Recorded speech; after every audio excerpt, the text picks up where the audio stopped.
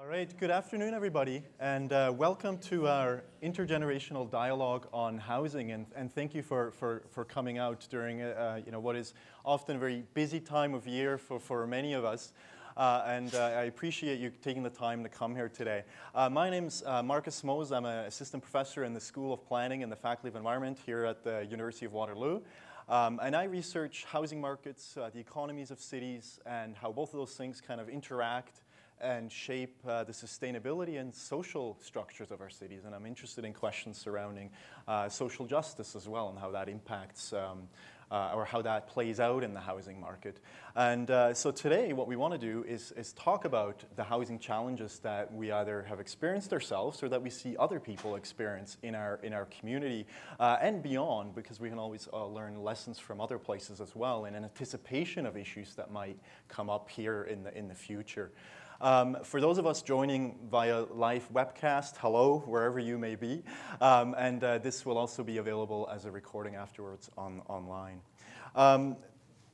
These folk up here, I'm not sure who's got it harder. I think the person on the left is probably standing on the ground, but I think the little guy on the right is standing on a box, so I don't know. So what we want to talk about today, though, is housing and its intergenerational dimension, right? And hence that first picture of people in different age ranges, because I think what's happened in the public dialogue today is that the discussion around housing has become a bit polarized. We talk about young people needing affordable housing, and that's certainly true. But it seems to be pitched as, well, we need to take money away from other generations who seemingly have it better than the young. And I think that's, and well, we know from the research that that's misplaced, because there are just as many people dealing with affordability and other housing issues all throughout the age spectrum. And so part of this objective of this dialogue is really for us to think a bit about what those housing challenges might look like for different generations, right? And there will be unique challenges, so it's important that we understand housing through that lens of age, but that one group experiencing a housing issue does not mean that somehow somebody else or an older age group doesn't, and that somehow affordable housing, the cost of it for young people should somehow come at the expense of seniors' housing, right? That's how things have been pitched a little bit in the press. So we want to sort of take a step back and say, let's look at this a little bit differently and actually say, how can we all actually kind of more come together as different generations and say, actually, if we look closely enough, all of us are dealing to different extents with housing issues. They may be different kinds of issues, but how can we further the housing agenda by working together as opposed to saying, this age group is detrimental to this age group and vice versa, right? So that's part of the larger objective. And so why is public policy so important in terms of housing? Well, first of all, we can sort of point to the United Nations Universal Declaration of Human Rights, right? And they write shelter as one of those basic human needs. For those of us who might not be aware, Canada as a country has signed on to the United Nations Declaration of Human Rights. And so we, by signing on, are acknowledging that shelter ought to be a basic human need. The other reason people often argue why it's important to have public policy in the arena of housing is that because the market for housing doesn't always produce equitable outcomes. When we think about the market, what's profitable to build is sort of assessed in terms of people's willingness to pay, right? Are you willing to pay for this new condo? And of course, the market doesn't necessarily provide housing for you if you're not able to pay whatever that profitable rate might be. And a final reason, which is one that's not always thought about as much, but that's becoming much more, a bit more prominent, I should say, is that whole economic efficiency argument. And that's where myself and a number of my students are trying to do much more research on this as well. And they're saying, like, expensive housing in a community is actually a barrier to growth, and how we quantify growth and so forth is part of a longer conversation. But there are economic consequences if people are struggling to pay for housing. There are also those other costs, which are sometimes a little bit difficult to quantify, right? The social, health, and those kinds of costs of those who are poorly housed, right? Our healthcare system deals regularly with people who are having health issues because of their housing situation. So we can't forget that there's actually also, there's policy benefits and public benefits in terms of costs, and not just in terms of we want to have a fair and equitable society, which are good goals in their own right, but there are also those economic dimensions to why we ought to think about affordable housing.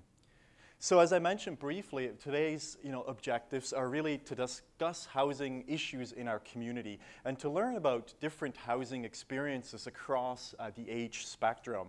And also we want to think a bit about, and we're not going to get there completely because it's inherently difficult to come up with solutions, but there are things we can start to think about. And the way we want to think about solutions today is to sort of say, well, before we can go to the solution, we kind of need to understand the problem better, right? And so today is a bit about a community need approach where we ask people who have come out, well, what housing issues do you see? And we might call that a bottom-up approach. And then from there, we try to devise policy as opposed to saying, well, here's a suite of policies that have been used elsewhere and they will work here. So we're trying to assess need before you try to propose solutions. The program for today that many of you will be familiar with from the advertising material is that first I'm going to give just a brief overview of the history of housing in Canada, and I do that because, well, I like history, but I'm not I'm not an expert in history, but it's important to think about housing sort of through the lens of time because it also helps us keep housing issues in perspective, and we can sort of see how housing issues arose and what kind of policy responses people may have had at different points in time. After that, we're going to have our 6 community panelists who are patiently sitting here in the front tell us about their housing experience, which is then followed by an open dialogue here where all of you are welcome to share your thoughts and insight. We'll tell you a bit more about the handout in front of you at that time, but you're certainly welcome to start having a look through that as we go on. And then we'll have some final words. I should also say Robert Walter Joseph, one of my now can say former master students, he just defended his thesis actually a couple weeks ago, so maybe we're going to give Robert a hand. And he did an excellent job looking at where young people live in different kinds of cities and what kind of conclusions we can draw from that in terms of what policies shape those. But his mission here today is actually to tell visually the story that we're collectively telling here today.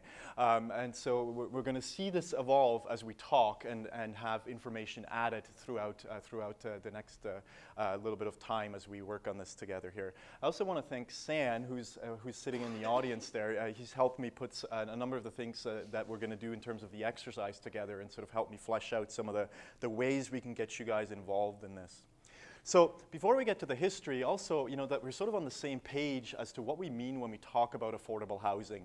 Affordable housing means different things to different people because it depends really where you are on the affordability spectrum, right?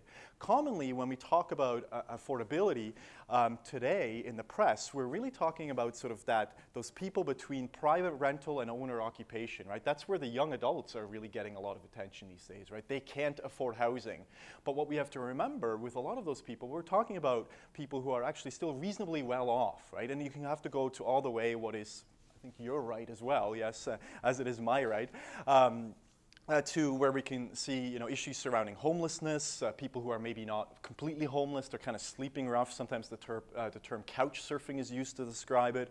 Temporary doubling up, transitional housing, rooming housing, right, the residential hotel, supportive housing, subletting, social housing, these sort of homefulness and homelessness. And this is Alan Walk's depiction. He's a professor at the University of Toronto in the geography department. So I think it's useful just to keep in mind when we say something is not affordable that we remind ourselves, well, not affordable to whom, right? And the policies that we will propose to solve those affordability issues will vary depending on who we're talking about along that affordability spectrum.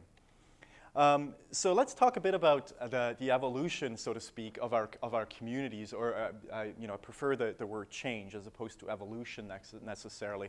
The change in our communities. This is a little bit some distance away from us here. That's Vancouver.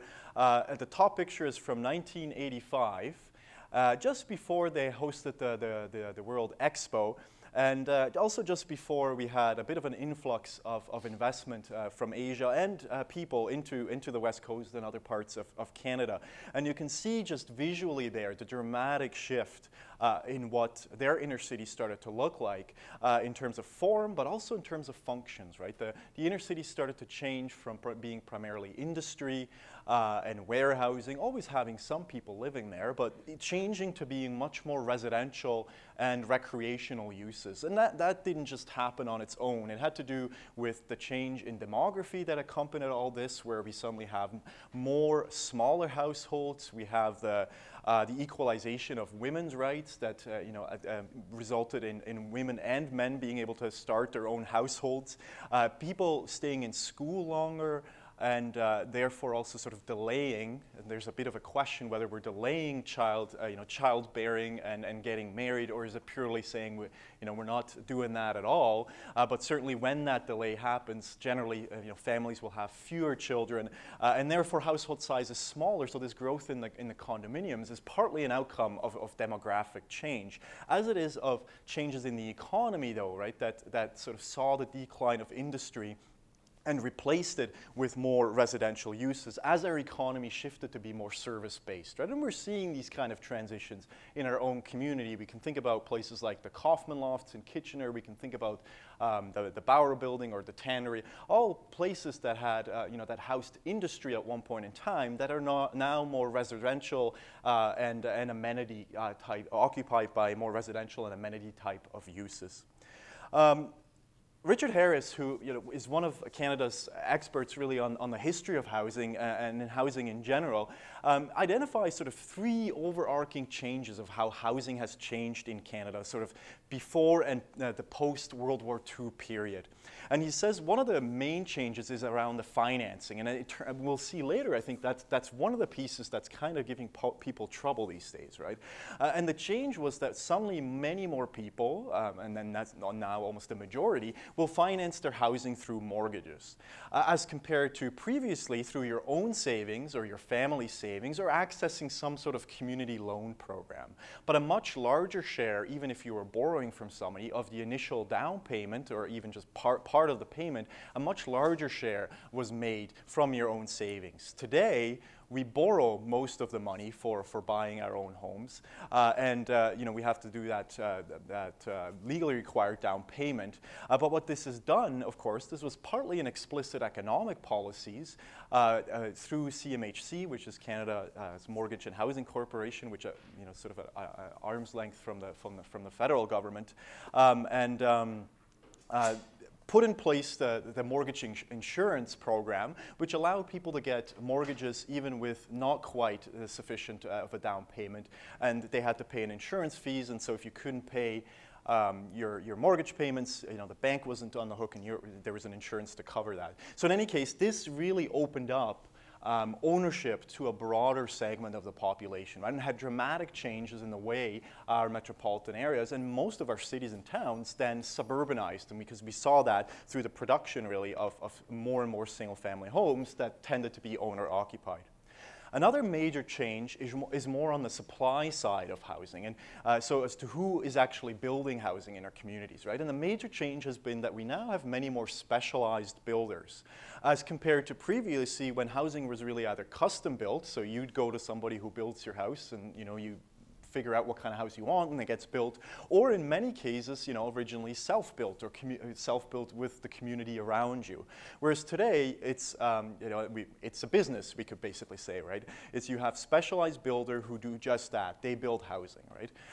And a large difference that we kind of observe from that in the urban landscape is partly sort of the homogenization of our housing, right? If you have larger companies building housing, you're not necessarily getting that diversity of the housing stock you would have gotten when it was custom or self-built. But also in terms of the economies, there are benefits to that, because as you can build larger number of housing through one provider, there may be some economies of scale, and so it may have helped. I say may because that's sort of an empirical question, and we have to go out and see whether that's completely true. It's a hypothesis. Did it really lead to economies of scale, right? Does the large-scale building industry help us have somewhat cheaper housing than if we all sort of built them individually? Perhaps somewhat, but what is the degree of that, right? And then the third large change is about developers, right? So not necessarily the builders themselves, but the developers who now in the process generally buy a large plot of land, subdivide it, build it by getting builders, and their contractors, and then sell the housing to a large number of purchasers. As compared to in earlier years when in many cases, the government was subdividing the land. Individual developers would maybe buy the land. There's always long been that sort of speculative element in the Canadian history of land markets. But certainly developers would be building a smaller number of lands in any given subdivision, which also resulted in many more builders, which also resulted, again, in a much more diverse housing stock than if you have one developer buying up an entire, sometimes sections of smaller cities, building and then selling the housing, right? So there was more diversity in the housing industry, one might argue. And so with any change, these three, there's some challenges that have come out of this, but there are also a number of benefits, we might argue, have come out of that. The reason the federal government got more involved, as have the provincial governments, in housing sort of coming out of the Depression in the 1930s is because at that time, the biggest housing issue was really housing standards, right? There are many places without running water, electricity, and heating was generally done through wood stoves, right? So this is a photo from downtown Toronto of what is often referred to sometimes as the sort of working class slums of the times. People living in and around factories so that that's the places they could afford and work in the factories in some cases, or just being out of work in other cases. So really difficult conditions for people to live in, and housing challenge at that time was really to do with the standard of housing, right? And again, we never really want to turn this into sort of a comparative who had it worse, but I think it's important to remember that this kind of historical progress, and that not everybody, right, but the share of people who are having to live in those kind of conditions certainly has decreased in Canada since that time. Not completely eliminated, right, but we've made some progress, and I think that's important to acknowledge. Similar kind of situation up there. Pierre Filion, one of my colleagues in the School of Planning, he told me about one of the novels that he read where they described some of the slum housing in, I believe it was in Montreal, where quite literally the walls were made out of plywood, right, and the floors were a dirt floor. There was no actual floor, and that some of that was built really close to the railway lines, because in many cases it was actually squatter settlements, so they didn't actually own the land. And so just imagine yourself surrounded by plywood, a few feet away from a railway line, and a railway line that was, of the 1910s, 20s. There probably would have been a bit shaking, right, as you're trying to go to sleep, and a bit of noise. So, very, very difficult conditions, right? Here's an example of somebody's bed, in this case in a brick building, but certainly not perhaps what we are accustomed to, although some stories I hear, I think some students claim that they live in something like this. This is, I believe that's a toilet. I think it is. I can't imagine having to use that every morning. And here's a family, right? So when we're talking about overcrowding, the degree of overcrowding was much more of a problem during that period of time as well than it is today in general. But again, that's a dangerous classification, because we're actually seeing now more and more problems emerge surrounding crowding for marginalized populations, right? So again, we might say, well, we've made progress, this is gone, but that leaves us overlooking the people who are still perhaps or are still struggling with these kind of issues. So again, right, that's where we're back to that affordability spectrum, and can we think of policy that targets people at all those different points on the spectrum? So part of the reason the government got involved, as I mentioned, in sort of getting more people to be homeowners and making credit more easily available is in actually response to some of those poor housing conditions.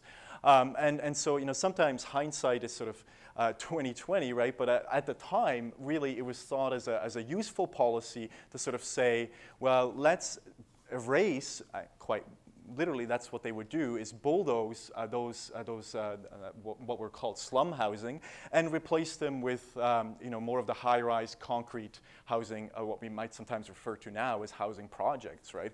And initially, this was seen as an improvement, as people could be moved out of those very detrimental and difficult housing situations.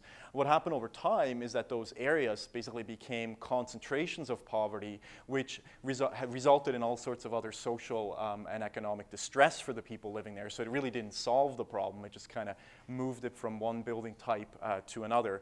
But certainly also during that time, there was an issue of population growth of the kind that we don't see today anymore, where you really have this, people moving into the cities for jobs, right? people are moving to our cities today, but it's mainly through immigration, as opposed to then when it was more of a larger share was through the rural to urban migration. And so that changed people needing to live near all these factories, right? And so that resulted in some of those slum conditions, and hence the government responded by trying to develop large tracts of housing in and around what we now know as the inner suburbs, and that's sort of the picture on the right there, where people were able then to get their single-family home, and that was the form of improvement. And in large part, you could sort of say, well, can we really blame them for trying to do that, right? To get people out of the cities into lower density areas, because at the time, density was really associated with pollution, right, and factories. It's not true anymore today, right? Today, when we look at the density of Vancouver, or even in our own community, the density is not associated with industrial pollution. It's a very different kind of economy, right? So we have to remember those kind of things when we talk about both the social conditions as well as the density element. These pictures come from National Film Board from 1943, production by Graham McInnes, and it's available for public viewing online if you're interested. It's fairly short, but it's a very nice, concise history of housing in Canada during that time period.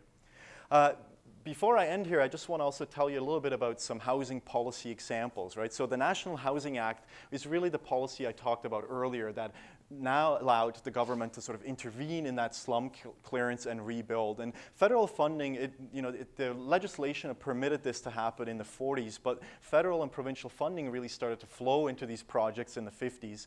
And it halted in the 60s because of the concerns around the concentration of poverty now into these other kinds of buildings. In the 70s, to some extent in the 60s as well, but during those times, the focus was often on interest-free or rebate loans. We saw that on both ends, the supply and the demand. So CMHC would loan to builders if they built rental housing. And if the government, or in this case the CMHC, as an agent of the government, you can let people borrow at lower interest rates, and it can reduce the cost of a project, which in those cases made it economically viable for developers to build rental housing because they were able to obtain loans at lower interest rates. On the demand side, you also saw things like loans to lower income households. So instead of borrowing from the bank, you could borrow from an agency of the government, and you could therefore then borrow at lower interest rates or have a longer time frame in some instances as well to pay back your mortgage. Remember though the affordability spectrum, right? That second policy, sort of this, the provision of loans to lower income households for home ownership only helps a certain segment of the population, right? It doesn't generally help those who are on that far end of the distribution, who are dealing with homelessness and getting into the housing market in the first place, right? And then this is sort of the real sad period, I would argue, in the history of Canadian housing, although there are many we could probably point out. Sad in the sense of what we've done with policy, because there was really an increasingly disappearing role, a federal role in the housing arena in the 80s, and then some people even argue almost a complete disappearance into the 90s. We've had some return since the 2000s through Affordable Housing Initiative by the federal government. I think in terms of the actual percentage of overall housing starts, that amounted to about 3%, I believe. And you can sort of contrast that to the history of affordable housing construction in Canada. In the 70s, the total number of houses, and it sort of starts dwindling in the 90s and goes down to a very small number. We also have to keep that in perspective of population growth, right? This is total number of houses. So not only are you seeing fewer built, we've also grown dramatically since the 1970s. And so partly people are arguing that part of the reason we're dealing with these affordability issues today is because of the lack of a federal policy and explicit initiative to deal with housing at a national scale that then other levels of government could follow suit from. So something to consider and talk more about. The final thing that I'll say is, just because we're at a university and there's students here as well, is that it's interesting to look a little bit into the history of student housing in Canada. it was interesting to find out that there was only some building activity by universities to build student housing in the 40s and 50s, but it really wasn't until the 1980s, as this author put it, that Canadian universities were before that really not in the business of student housing.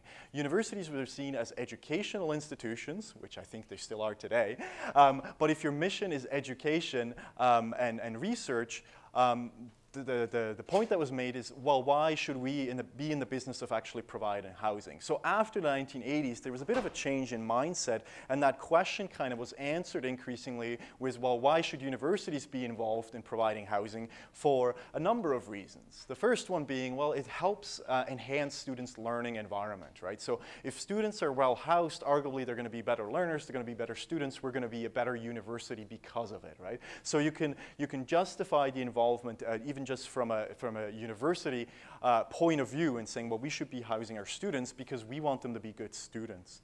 There's also this question of sense of community, and of course we can tie that to academic performance. If students can live together or at least near each other, they can start building these networks that they in many cases then carry through the rest of their lives and as they enter professional careers. You know, this is anecdotal, but I sort of urge all of you to think about how many things that happen in your business world or in your jobs where you have some sort of connection to somebody you might have gone to school with or gone to a similar university. So those kind of connections helping build, you know, helping students establish those has long-term both social and economic implications that are very difficult to measure, right? And then the final one is that shelter one, right? And this used to be an argument that the private market would not build for students because students are, as this author put it, poor, right? Students don't have any money. Nobody will build housing for them because they can't make a profit. This book that I'm referring to by Kamal Say was written, I think, in the 80s, and so since then, this is really not true anymore, right? We know, just by looking through the windows into our own community, there is profit to be made in the student housing arena, and so that's really changed the dynamic of our housing markets, both for students, but also for our communities, right? Now suddenly there is a whole other segment of housing being built near universities. And so then we sort of ask the question, well, it's not necessarily that there's not sufficient housing being built, but is it about the housing meeting the particular needs of the students who are wanting to live there?